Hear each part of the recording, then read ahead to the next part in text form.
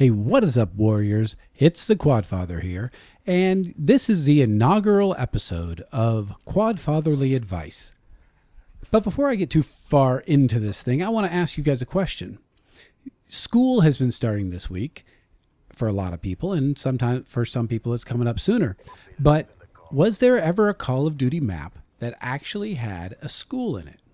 Now, as far as I was thinking on the multiplayer maps of all the Call of Duties I've played, I can't think of one that took place in a school. But then I got to thinking, you know what? There is one that has a slide and a merry-go-round. Kind of a playground, really, not really a school. And I can imagine why Call of Duty people did not put a school in a first-person shooter war game.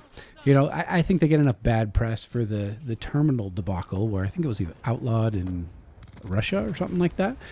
You know, so I can imagine if they put a school grounds on the Call of Duty maps. So I will give you the answer to which Call of Duty map has the merry-go-round and the slide at the end of this. But now I want to get into Quadfatherly advice. You know, as I got to thinking with school starting this week, friendships are so very, very important, especially when you're in high school. I mean, it's a natural time where parents take a second seat or come in number two to your friends. And that's the way it should be. I mean, it's the way I see with Caleb, even though what you guys see is he and I doing stuff together. Really, most of the time he's out with his friends, which is why I get the opportunity tonight to kind of take over and give a little Quadfatherly advice.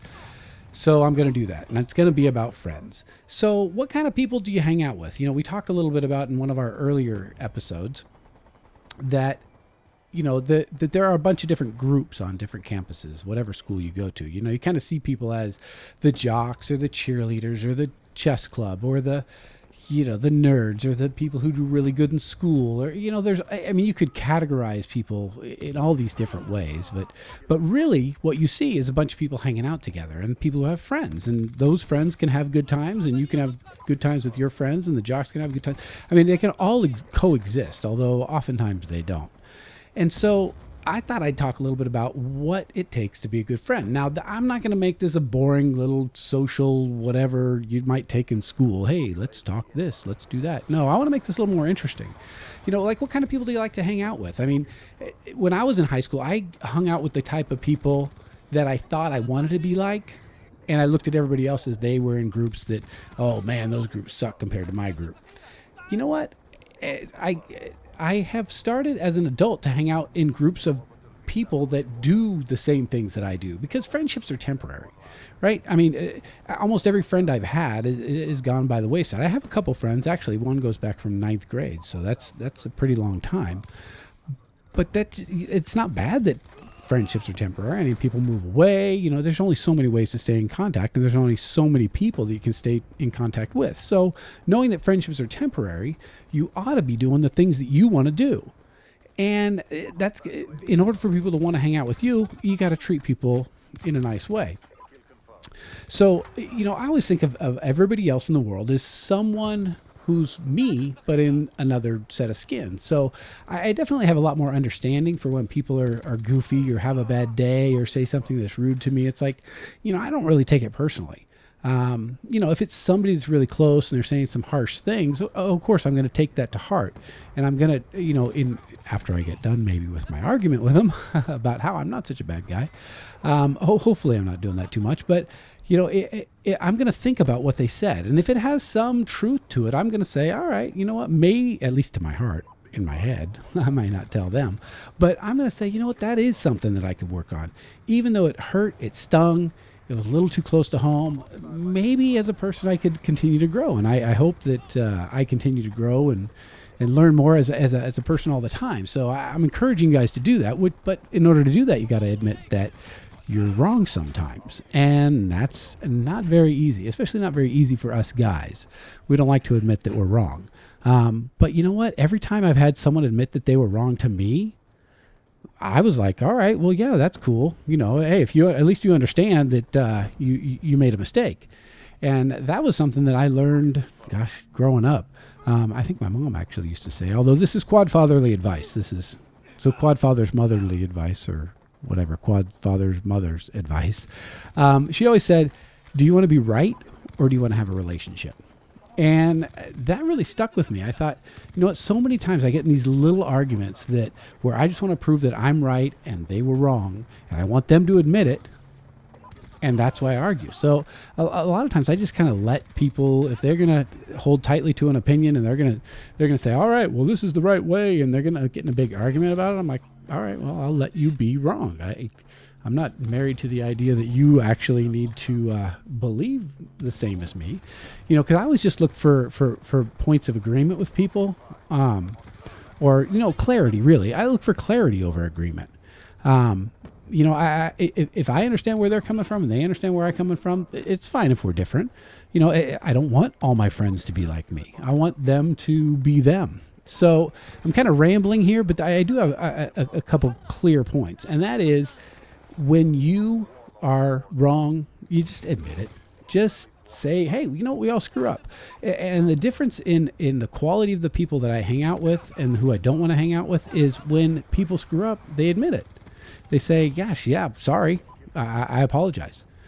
Wow, that is huge. And it's so easy to do, or easy to think about doing, but way harder to do when you're really in the midst of it. So I encourage people, hey, if you're wrong, admit it. And when you're discussing things with people and you're looking for that clarity, I have a motto: learn to listen and listen to learn. So if you're actually listening to someone else, then you're going to have a lot more opportunity to at least understand where they're coming from. And maybe you don't agree, and that's okay. But if you're asking clarifying questions, if you're saying, so this is what you think and this is how you believe, you know what? People want to be heard. And maybe they aren't requiring that you agree with them. Maybe you just need to listen. And one of the best things that I've ever heard, not that I've ever heard, but I hear quite often from people, is the reason they like other people is because they listen to them. That's a powerful thing. So even if you're not agreeing, you can still listen. And I think that helps me and Quadmft, or Caleb, in our relationship, because I listen.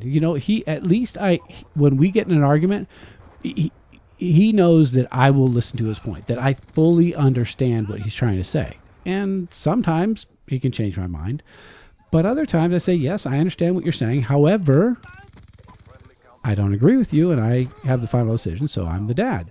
So, and I think that the fact that we both get to speak our mind really makes it much easier for us to get along as a father and son, because we don't always agree, and I don't want him to agree with me all the time. Sometimes, to be honest, he'll make a point, and I say, you know what, that's a really good point. I can change my mind. But if he is being rude, oh boy, he's not going to get what he wants, and we're going to get in a power struggle. So that's where, when you're in the midst of a disagreement, it's really, really important, and this is, of course, with your friends and anybody, I guess, family. It's really, really important not to be rude, because all of a sudden your parents will start to respond to you and your tone instead of what you're saying. And if you're with a friend or with your parents, and they decide that they don't like your tone, and even though they may agree with your point, you're not going to win the argument. So, that's just, this is a little quad fatherly advice. Some things I've learned about relationships that have helped me, not take it personal, to apologize, to admit when, I make a mistake, to understand what other people's points are, even if I don't agree with them. So there you go. That's enough quad fatherly advice for tonight. But I wanted to get back to, what is the Call of Duty map that has the merry-go-round and the slide? Anybody know? Anybody know? All right, last chance to answer. Well, I'll tell you this way in my sign-off. See you on Skid Row. And yes, that's the answer to the quiz.